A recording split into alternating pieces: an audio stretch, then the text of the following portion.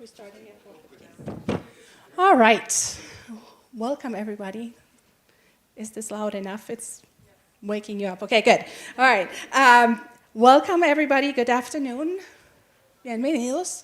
In this ICED talk, we have a session that is featuring 4 wonderful presentations on student agency, partnership, and shared power in higher education. And we have presentations that explore how students can move from being participants in learning to becoming co-creators, partners, researchers, and agents of change within our institutions. As a reminder for the ICED talks, the sessions are limited to 10 minutes, but we are planning on having a short time for questions after each presentation. And I'm very excited to first introduce Rhea Saliba, who is talking about fostering student agency through transformative core competencies in education. Welcome, Rhea. Thank you. It's all you. Okay. Can you hear me? Okay. Can you see my slides? Not yet. Let's see. Hello. Slides. Okay. Do you hear the microphone from the podium? Yes. Can you hear me Okay. from the podium? Yes. Yes? But I'm waiting for the slides to be streamed. Okay. Perfect. Okay. So I'm coming from Carnegie Mellon University in Qatar. So some of you know that we have a campus in Pittsburgh, but I'll turn this towards me. So I'm coming from the Qatar campus. I'm a librarian and a faculty member there, and I'm going to talk about one of the mandatory courses for first-year students that I teach at Carnegie Mellon in Qatar. And the question behind this presentation and behind the research that I'm doing is the following. How can we design curriculum that transforms students from passive recipients of knowledge into active agent of their own development? So that was the guiding question for this study. To give you a little bit of context, the course is a mini course, so it runs for 8 weeks only in the fall semester for all first-year students, first-year undergraduate students. And this year I have 130 students. Next year is going to be 150 students because we have opened another undergraduate degree.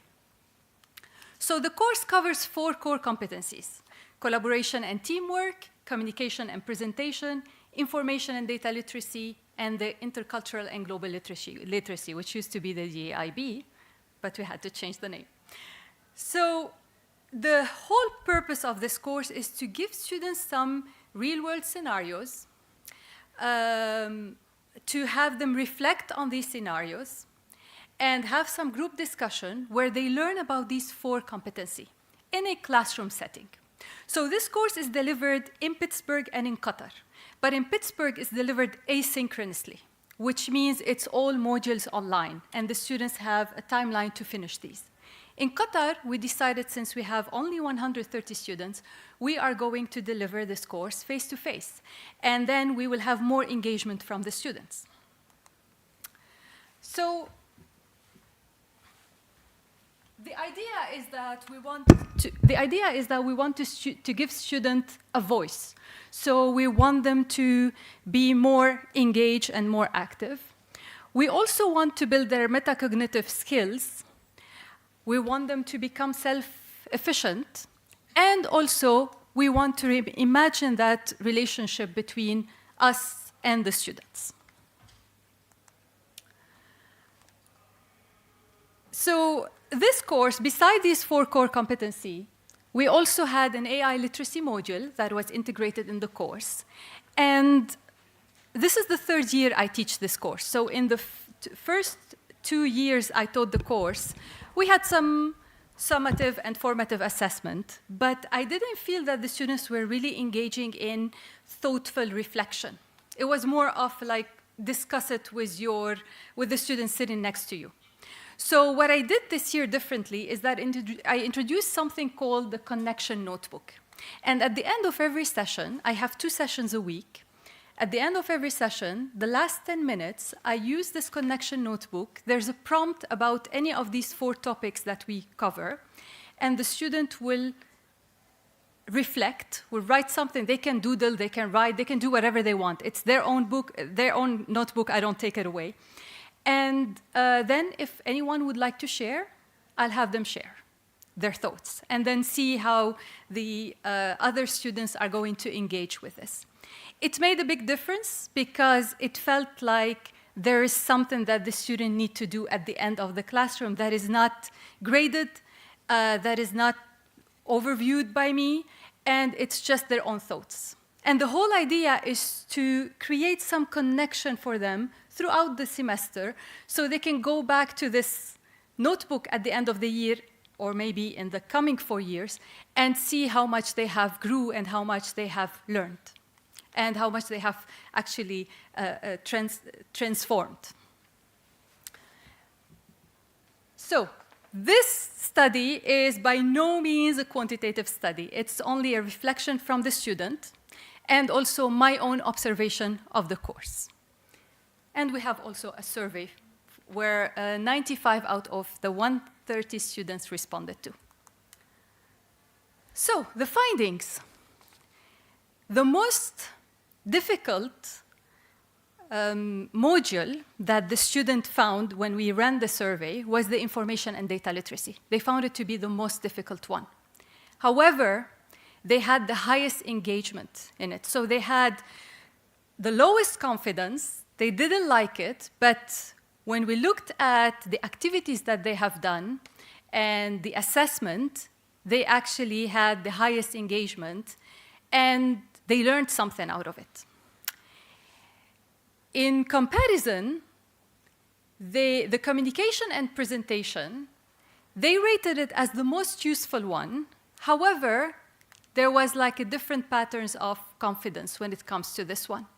And of course, both of these skills, they need a lot of scaffolding and training and revisiting throughout the year and then the other years. But at least this will give us an idea that the student perception is not always in sync with what they are learning because they need to be uncomfortable at some place, at some time, to be able to learn something.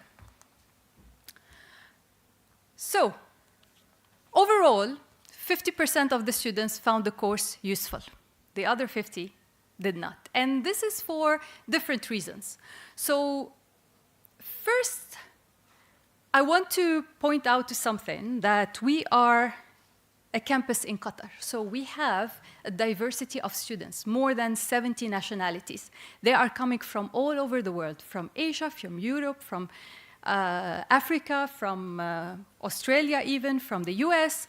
So there's a different skill level in the classroom. Some students have already seen these skills. They have already been learning about these skills in their school. Some students did not, so that's why there's a different perception.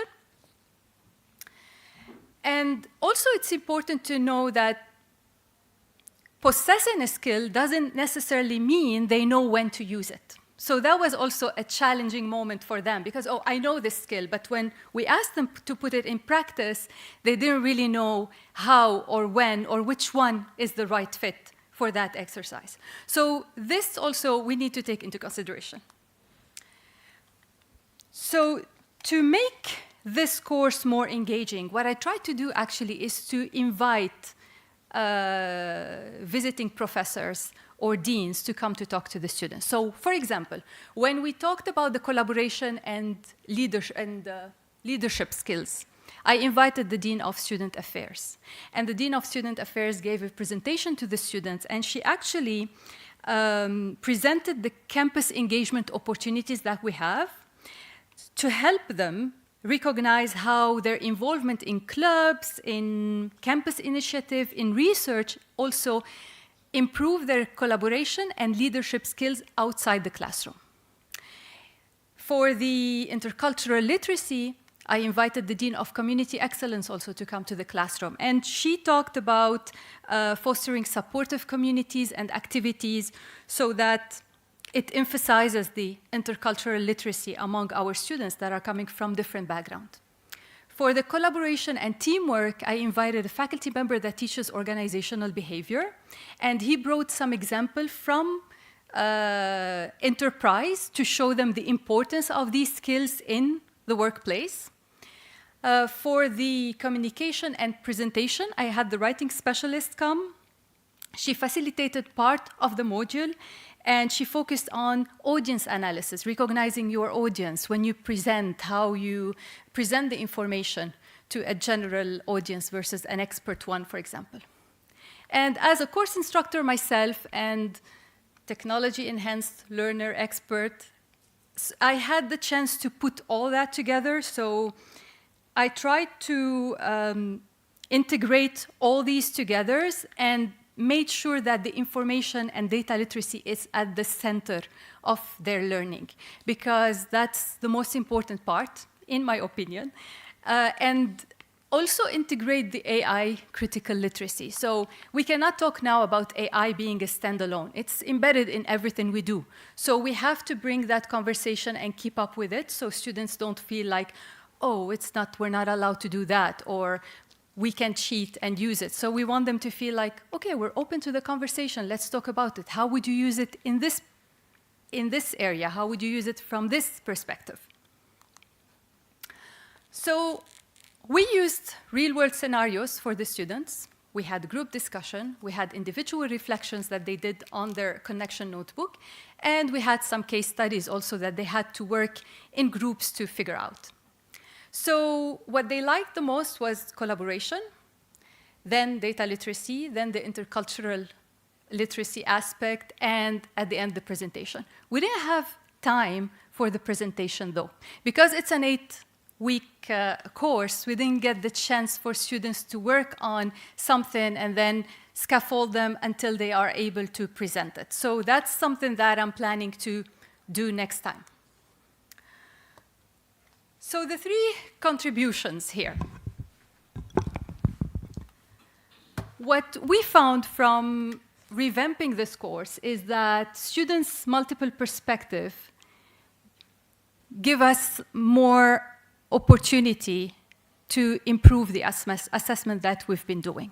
So it doesn't have to be only through the activities in Canvas. We used Canvas as an LMS. It can be also through one-on-one activities. It can be through the presentation if we decided later on to integrate it in the course, if we have the time to integrate it. Also, this type of courses, it's a sweet, short, and it helps prepare students for academically and culturally diverse environments. So the whole purpose is that the students will see a brief overview of these skills, but then they will get the chance to learn more about them in other courses, in other disciplinary courses. And also, learning when to use these skills, which is the appropriate skill in this case, and when to use it. So the limitation of this study. First, it has a quality improvement focus, so we didn't do formal quantitative study. It's self-reported data from the students, so there must be some bias there. And it's for a single semester, so we don't have a long-term retention of measurement of the retention. The future direction is that we need to have this longitudinal design to track these competency over the 4 years of undergraduate studies.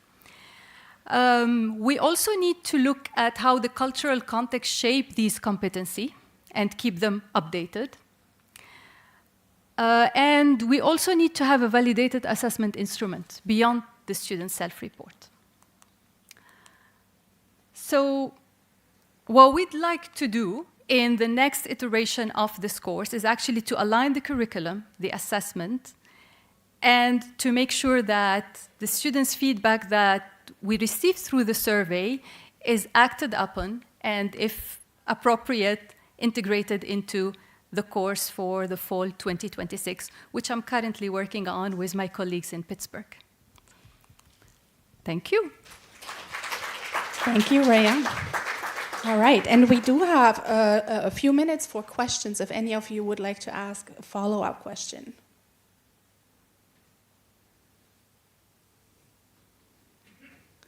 All right, if there's quiet from the room, I have a follow-up question. Yes. So talking about student agency, you gathered a lot of feedback from the student. I'm wondering how will that inform some of the revisions and changes that you will make moving forward? It already is informing our first round of reviews. So what we did is, beside the survey, based on the survey, actually, we had a team from Pittsburgh coming to Qatar, and we worked on focus group with some students. It wasn't only students, so we had a focus group for the student, focus group for the current one, focus group for the student that took the course last year, and the focus group for the faculty. And we asked them about the faculty, for example, we asked them, how are you perceiving students' information literacy or communication skills on their second or third year? What do you think we should tweak in this course to adapt it to your course? This type of question. For the current student, we asked them what they think about the course, how we can improve it. And for the student who took it last year, we asked them what they remembered from the course and what are the skills that they are taking with them to the other classes. So based on that, we still had a very small number of students, but based on that, we started tweaking the content for this year. So we're flipping. We usually start with collaboration and teamwork. This year, we are going to start with information data literacy and then work our way for them, and then presentation skills will be at the end. And we are trying to find a place where we can have the students work in groups and present. Thank you. Hi, thank you for your wonderful presentation. I'm Renee Hendricks from in Holland University of Applied Sciences.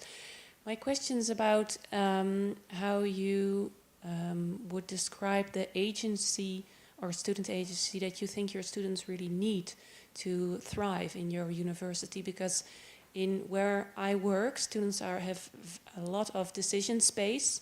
They make a lot of decisions about their learning process.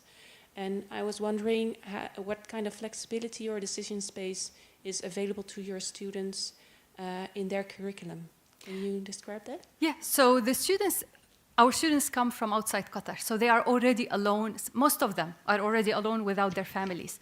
So in a way, we're trying to empower them to make decisions, to follow through, to have this opportunity to take reins of their own learning journey. So for example, when we have the Dean of Student Affairs coming, they work with her on putting a plan on how to engage in the campus activities in their first year. In their second year, they might have some research opportunity. In their third year, they can travel and have an experience in another campus. So they work on a plan like that, so they take control of their own learning journey. Thank you, and another round of applause for Rhea. Thank you. And now it's my pleasure to introduce Vanessa Drew, who will be sharing with us Walking Besides, Not Ahead, a mentoring story of shared power.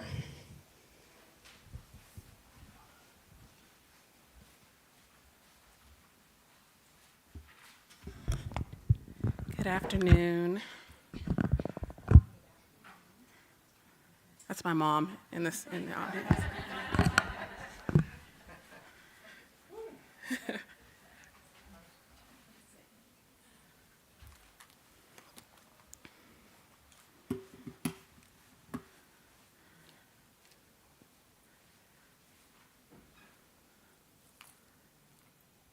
Okay. Maybe I have to do this.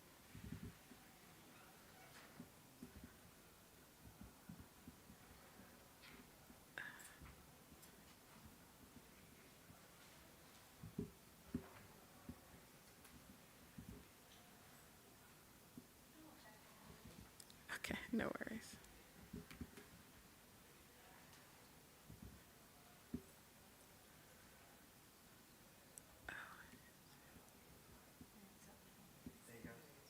Ah, okay. Awesome, awesome. Okay, so welcome. I'm so excited to be here. I'm a little nervous. I've never done anything in 10 minutes, so we will see how this will go. So I want to open up with this quote. This is what a student said, that research isn't for us. She was brilliant, some might say nosy, in her first semester of graduate school, a first-generation college student, and she'd already lived a lot of life. Bell Hooks wrote, "I trust that meaningful learning can take place only when we honor the voices of those that have been silenced." I want you to notice the words that she chose. Not hope, not believe, but trust. That's a different kind of claim. It is a precondition. Without honoring the voices that have been silenced, the learning that happens isn't meaningful, no matter how rigorous it may look on paper. So today I want to tell you when things shifted for me. So Alanum is an acronym that we use at Elon University. It's where I currently teach, and it stands for the groups that are represented on the screen. These students who arrive at these predominantly white institutions carry extraordinary knowledge. They have built over a lifetime. They have experiences through their families, through their communities, and they have navigated systems that were never designed with them in mind. But they arrive to our campuses brilliant. And too often our institutions respond to that brilliance with silence, skepticism, and a pervasive message that your way of knowing and being doesn't quite fit here. And so here is why that happens. In the traditional mentoring model, it looks like this. The faculty expert at the top, knowledge transfers downward, and the student is this passive recipient at the bottom. Are y'all familiar with that? Yeah. Power flows, I'm sorry, I'm a Baptist by tradition, so this column response might be a little necessary.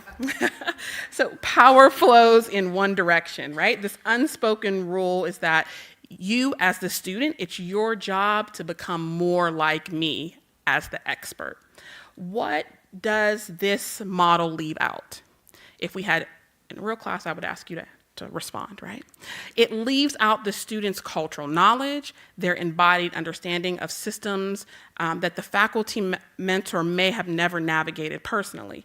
It treats this lived experience as if it is not evidence, but as a noise that should be filtered out.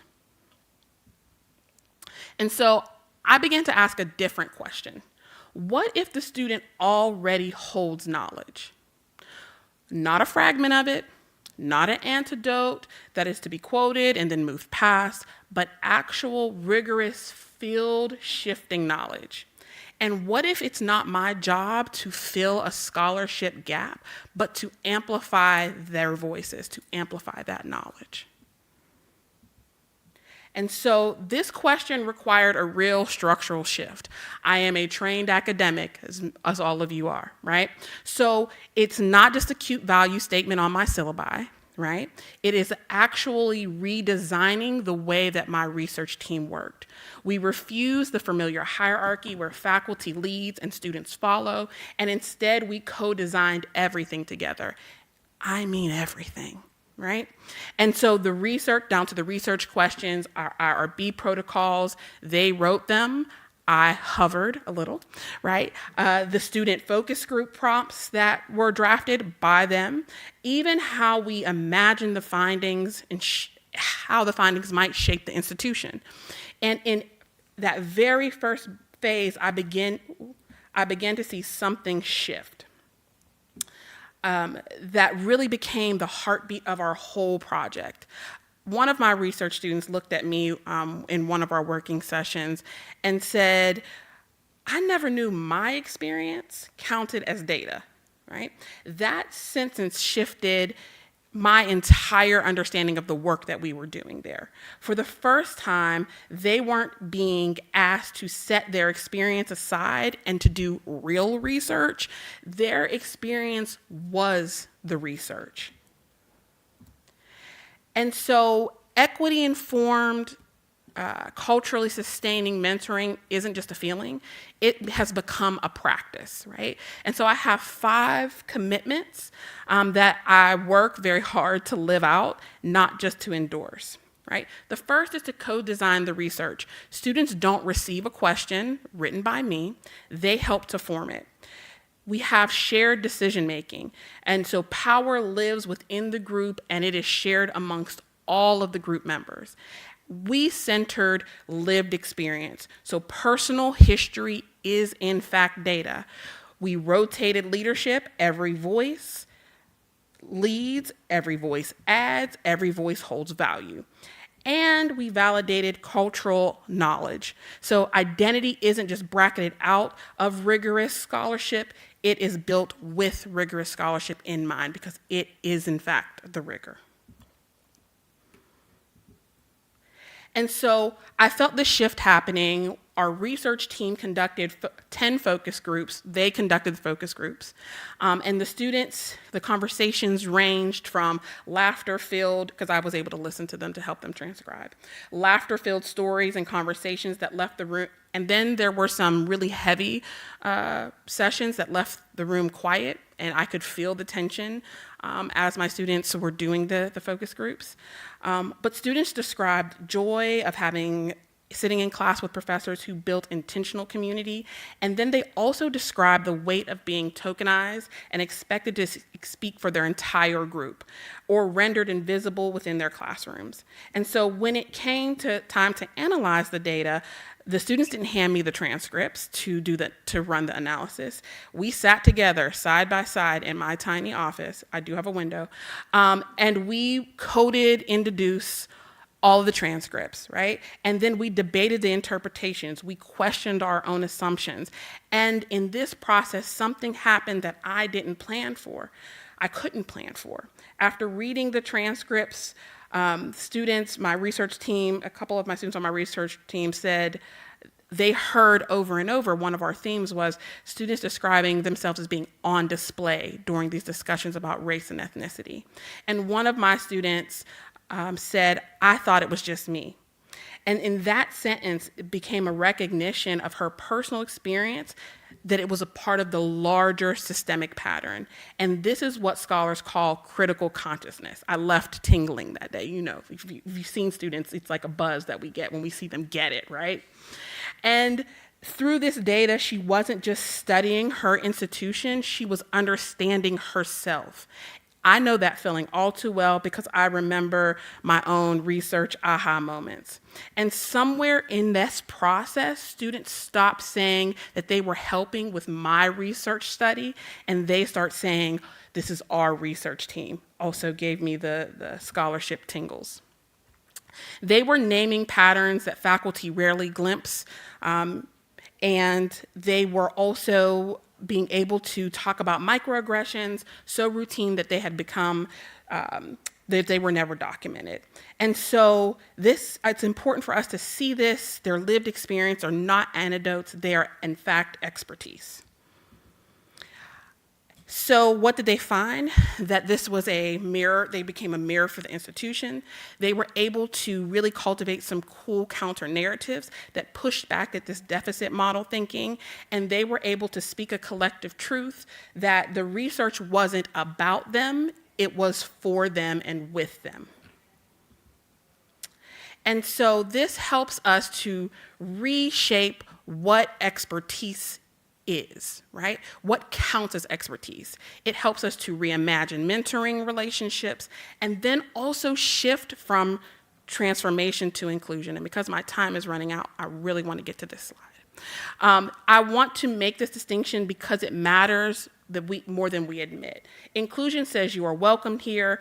That's not nothing, but the rules stay the same, power stays the same, and the structures stay the same.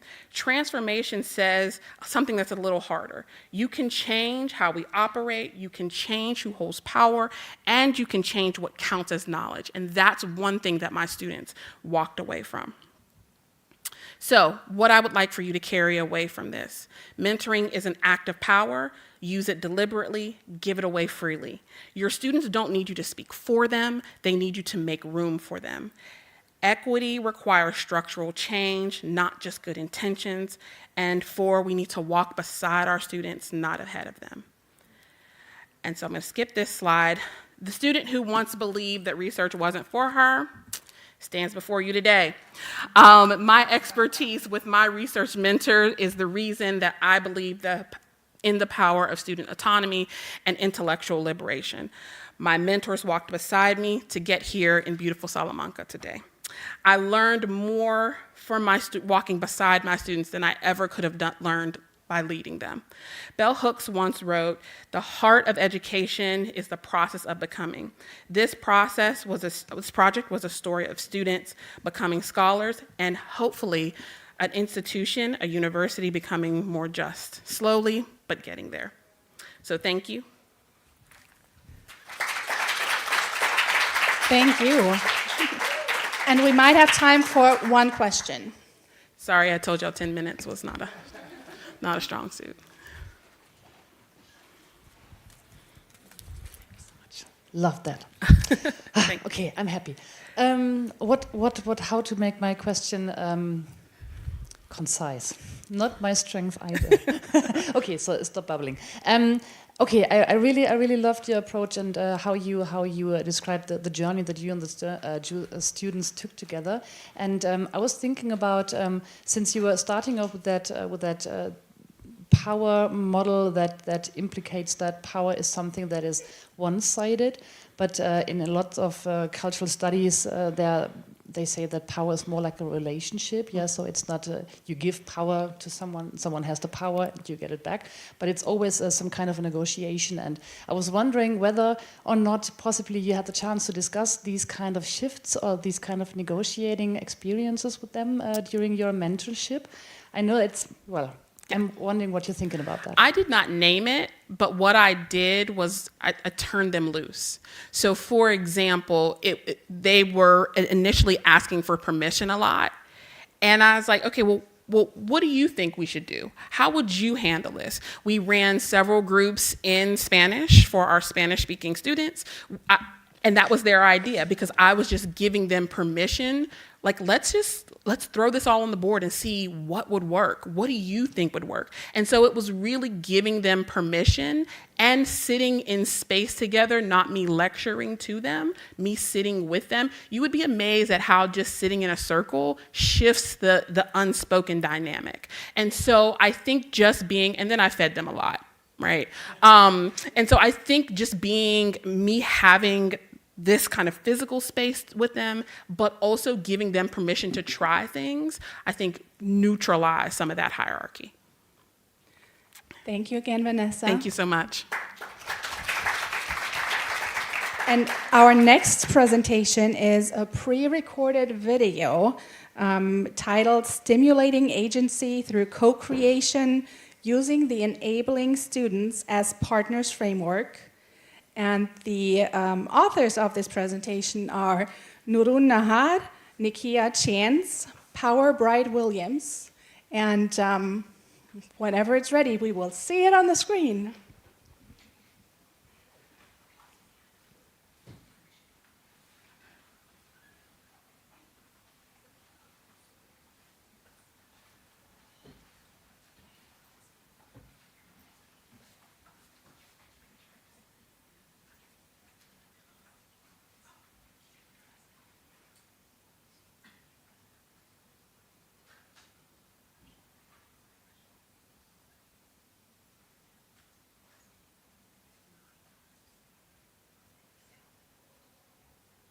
Hello everyone, welcome to our ICED talk, Stimulating Agency Through Co-Creation Using the Enabling Students as Partners framework. I'm Nurun Nahar, an assistant teaching professor at the Greater Manchester Business School, and today I'm joined through this workbook by Nikia Chance. Paul Bright. We would like to thank the ICED Conference Committee for accommodating us for this session with a video presentation. Our presentation explores how we can move beyond student voice towards genuine partnership by using the Enabling Students as Partners, or the ESAP framework. Specifically, we will discuss how co-creation can help develop student agency through curriculum design. Professor Kelly Matthews reminds us that many of the human skills our education values are developed through relationships. Student-staff partnership is not simply gathering feedback, it involves co-design, co-creation, and shared inquiry built on mutual respect, reciprocity, and shared responsibility. This perspective frames the work we were discussing today. The question that guided us in our work is, if we are redesigning curricula for uncertain futures that is shaped by generative AI, digital transformation, and ongoing disruption, how do we ensure students are not merely consulted but are genuinely able to exercise agency? For us, this means moving students upstream into spaces where educational purposes, priorities, and principles are being shaped, not just evaluated afterwards. So this slide illustrates a continuum from informing students to involving them. So moving from informing to partnerships means transitioning students from passive recipients to active decision makers. Many institutions do well at informing and consulting. However, the challenge is progressing towards collaboration and partnerships, where students actively shape decisions rather than react to them. The shift from teacher-led spaces into collaborative environments where learners develop agency, critical thinking, and confidence to shape our futures. So in this slide, we're simply going to talk about agency. Agency is central to the work we do. Students should not stay in class and receive information, but take initiative and influence their educational experience. Agency is not just about having a voice, but reflecting on experiences and working with others. For us as student partners, agency means being comfortable with the uncomfortable and sheltering my own path by taking ownership of my educational journey. In this slide, we are talking about how we embedded partnership in our strategic plan, core plans. Here, the university is putting agency into practice. At the Greater Manchester Business School, co-creation aligns directly with institutional priorities. The three strategic commitments we took here were firstly, intentionally design Greater Manchester block delivery mode, which partnership cannot happen by accident. The university should actually create opportunities for students to be involved. The second one is create a sustainable learner center Greater Manchester offering. University isn't doing partnership as a one-time, but it becomes part of the institutional culture. Thirdly, embrace innovative curriculum and assessment. Students can contribute to how they learn, what they learn, and also how they might want to be assessed. This strategic alignment provided the mandate and support necessary to embed students as partners at scale. So I introduced the students as partners, the enabling students as partners framework that has provided us with the practical structure for our work. What makes this particular framework valuable is that it doesn't only help people, staff, students, to co-create educational projects, it also helps them to establish the conditions needed for authentic partnership and in which authentic partnership would thrive. In other words, it supports both what we design and how we work together while designing it. So our case involved a UK higher education institution, in this case the University of Greater Manchester, where we have looked at redesigning curriculum to be more inclusive, future-ready and resilient using the Greater Manchester way. The distinctive feature was treating partnership as a core design principle rather than an enhancement activity throughout the redesign of our curriculum delivery model. The framework enabled staff and students to co-create both curriculum elements and the partnership conditions themselves, including decision-making processes, expectations, and approaches to sharing power. From this work, three important design moves emerged. First, moving from student voice to shared authorship. Second, designing for power sharing rather than participation alone. And third, scaling co-creation without losing its relational foundations. So move on from student voice to shared authorship. So to move from student voice to shared authorship, we created a panel within the Greater Manchester Business School. Our first move was co-creating partnership principles.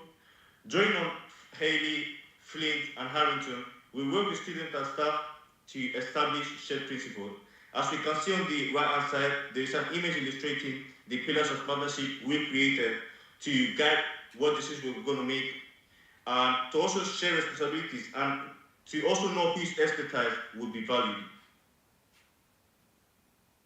Our second group, we designed for power sharing and just more participation. So with decision visibility, students' input isn't just seen or collected as feedback. Rather, it is acknowledged, acted upon, and mapped throughout the learning process. So with role clarity, it is essential to prevent power dynamics and power imbalance. So it redefines traditional power hierarchies by establishing mutual respect, open and honest conversations. Protection against attraction. This ensures that students receive equitable compensations and authorship credits. So this pilot initiative, we were selected from a recruitment process, then conducted inductions where we were allowed to share our beliefs on partnerships, our expectations of the student-staff partnerships that we are now undergoing. During induction, we use this shared beliefs to create a framework for our pilot, which makes it authentic. As part of our student-staff partnerships project, we are currently focusing on the evaluation of block model learning in the Greater Manchester Business School. Our third move addressed scale. Partnership often involves small groups of highly engaged students. However, we wanted broader participation. Using ideas from established literature, we opened elements of curriculum evaluation and inquiry to larger cohorts. Not everything was negotiable, of course. However, by intentionally identifying what could be questioned and improved, we created opportunities for students to exercise agency in meaningful ways. And this is how it culminated. So our students presented at the International Assessment in Higher Education Conference. The students' reflection from the experience of presenting at this conference and sharing their research findings from the Block Learning Co-Evaluation Project demonstrated that the framework of enabling students as partners moved beyond theory into everyday practice, creating opportunities for students to contribute to curriculum conversations, evaluation activities, and educational enhancement. The key outcome was not simply gathering opinions, but also enabling shared ownership of educational development. We would like to conclude with the implications from this presentation for academic development. Curriculum change rarely fails because institutions lack ideas. More often, it struggles because policy, practice, and culture are not aligned.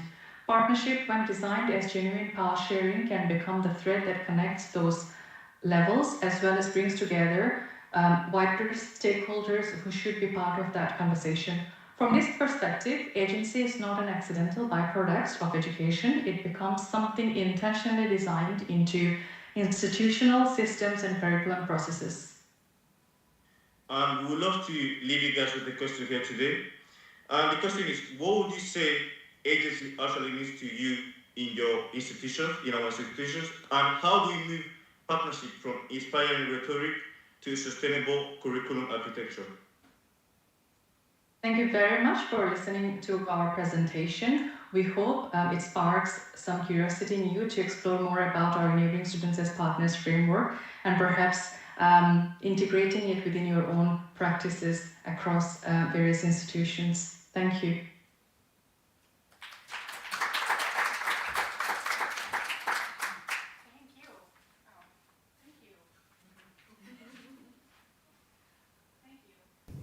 Thank you. Unfortunately, we don't have a chance to ask questions. Now it's working.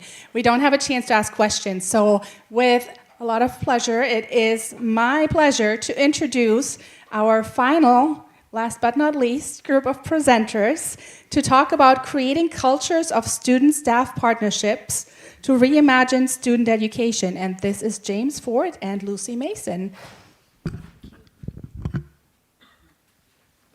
We'll do the weight.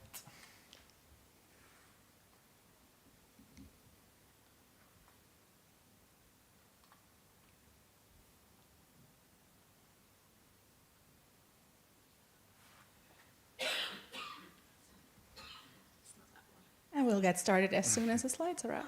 There we are. It's not that one. Oh no, that's the wrong slides.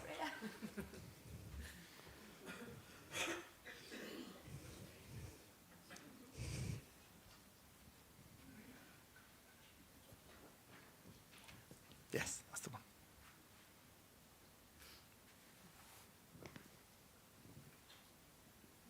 There we are. Okay.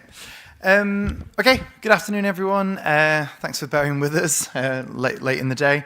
My name's James, and this is my colleague Lucy, and we're here to talk to you about our approach to developing cultures of student-staff partnership at the University of Leeds in the UK. In his keynote this morning, David reminded us of the importance of context, and so that's what we're going to start with. So the context for Leeds is that working with students as partners, as it is for lots of institutions in the UK now, is a key strategic aim. It's in the institutional strategy, it's in lots of educational strategies underneath. And the question or challenge that was posed to us was, how do we translate this from strategy into practice? And how do we support staff members in realising this aim? And when I joined Leeds around 3 years ago, one of the ideas that was being considered was the adoption of a large-scale institutional student-staff partnerships program that would create opportunities and spaces for staff and students to work together on projects and initiatives. And in a previous life at the University of Queensland in Australia, I'd led that type of work. Myself and a colleague had co-designed and implemented a large-scale institution-wide student-staff partnerships program. So I felt I was in a pretty good place to evaluate that as an approach. What we found at Queensland was that those types of programs can bring lots of benefits depending on the context of the institution. So they can create really large, high numbers of engagement between staff and students to engage in partnership. They can create really tangible outcomes, which can be pretty high quality and can enhance teaching and learning. And as a result, this can build buy-in for staff members, particularly if that buy-in is low to partnership approaches or if there's resistance, as we found at Queensland. So those types of programs do have lots of benefits. But we argued to the executive group that Leeds was operating in a different context and therefore needed a different approach. So what was that context? Well, for a start at Leeds, working with students as partners had been a core principle for quite some time, and therefore buy-in was already relatively quite high among staff members.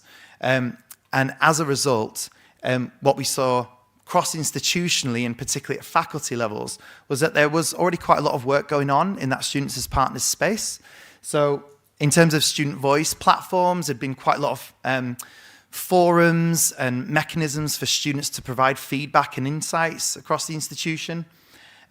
Leeds had a pretty wide-ranging representative structure. So there were course representatives, school representatives, faculty representatives, so students sitting on governance groups and decision-making bodies.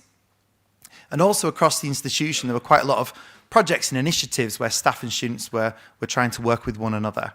But our argument was that what Leeds was lacking and where this wasn't working so well was more at a school and at a program level. That actually these aims to work in partnership with students were less effective, and the platforms and structures weren't working in the way that they should. So what we proposed was that Leeds needed to focus more on establishing cultures of partnership at that level.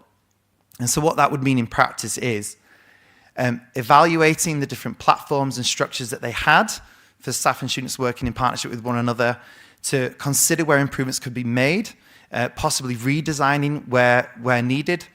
And also, we argued that these different structures and platforms were operating in disconnected ways, that the student voice mechanisms weren't often aligned with the student representative structures or the co-creation projects. And so we argued that the Leeds needed an intentional approach to focus on more ecosystems of partnership at that school and program level. And luckily we got that executive backing to do this work, and as part of that we were able to create a dedicated team of student partnerships advisors to lead some of this work, and that's what Lucy's going to talk about now.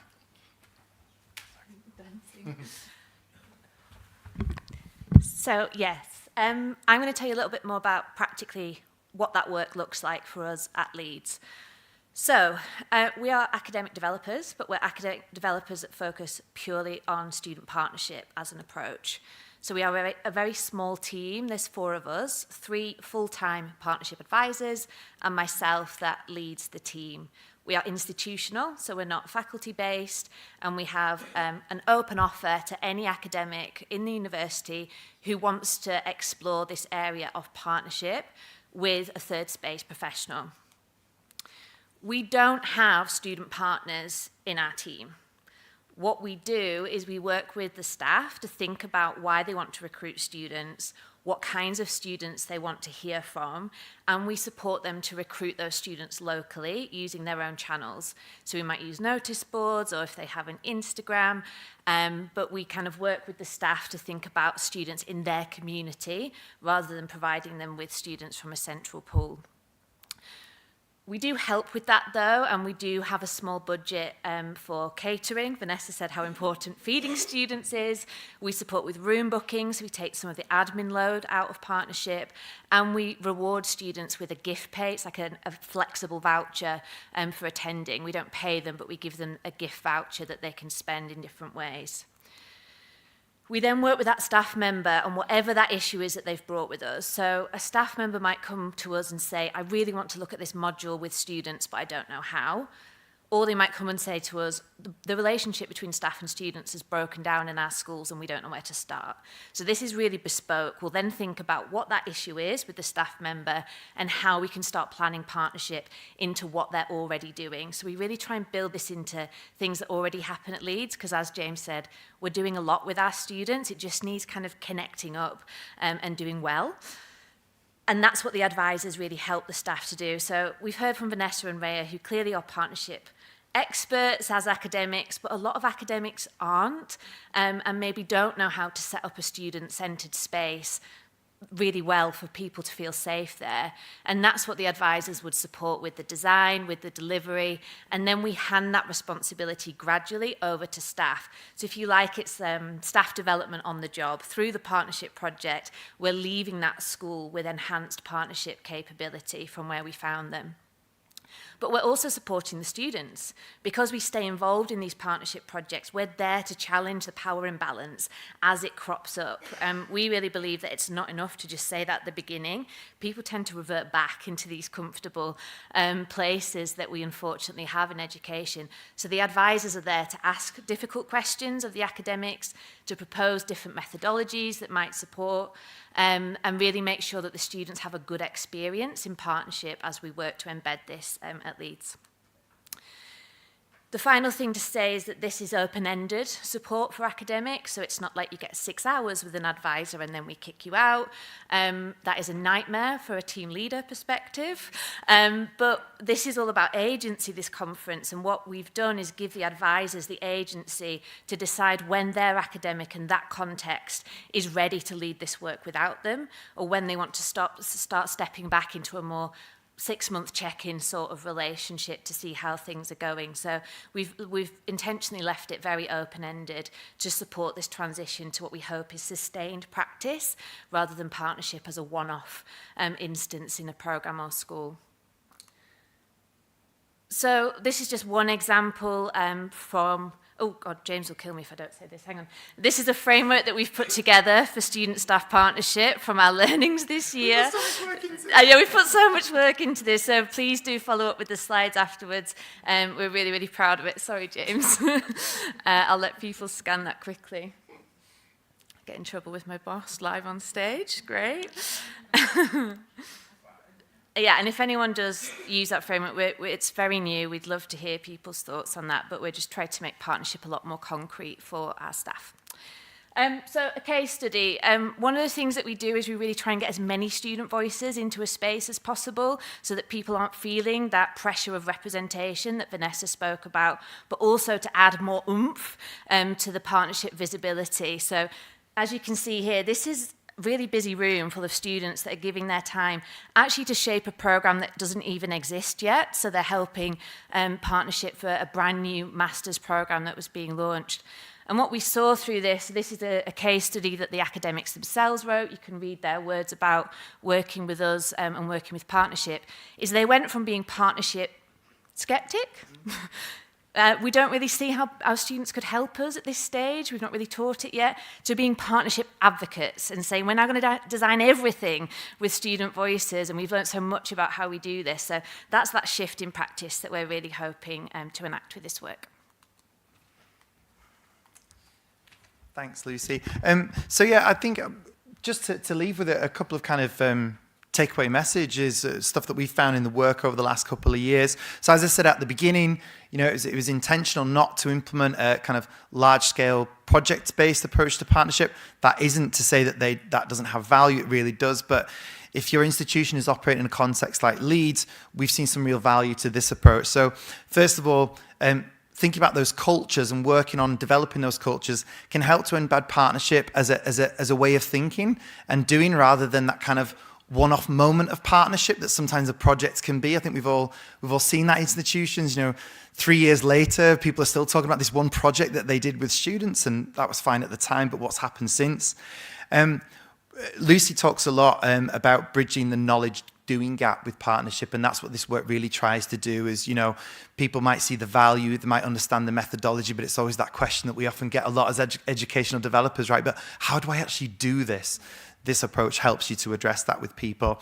And finally, just to say that this work, yes, it enhances teaching and learning practices. Yes, it can improve student experiences, but it does so much more than that. It can strengthen those staff-student relationships. That's the kind of feedback we're getting from those people that we worked on the masters with, which in turn can help with things like student sense of belonging. And for those of you that were in that session this morning around trust and building trust and how trust is built, I think so much of this work can really contribute to that. So that's our time up. Hit us up on LinkedIn if you want, or in the drinks after. Thanks, everyone.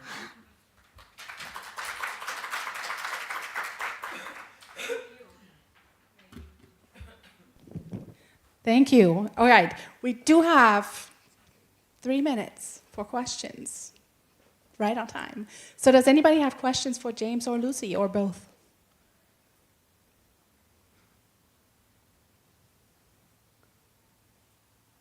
Everybody's tired at the end of the day. I am curious. You talked about an ecosystem of student partnerships. And I think you talked about that some, but I'm wondering if, to what extent does that then also include administration, other staff? Sure, yeah. I think it's a great question, and I think one of the things we've really found is that we need to diversify the load beyond just the academics. I think that's something that we're supporting with. But when we go into a context, we kind of lead through an audit of what are you already doing, who is doing what. I don't know if your institution's the same, but just because someone has a certain job role doesn't mean that's what they do in a school. So we kind of have to do a map of who's doing what for students, and where and why. And then as we go through the work, really think about who can be pulled into that, so that we're joining things up. We have things like a development coach that spend all this time with students, but that insight isn't being shared with the academics in terms of developing courses. So I think it's things like that of thinking, where are all the places that student insights are held and student interactions, and how do we get all of these people kind of working in this connected ecosystem around students? Yeah, I can't wait for that presentation. Next year, maybe. Should I use the microphone, or? Yes, please. I think you have a big voice. We have people online. Well, thank you very much for this wonderful presentation.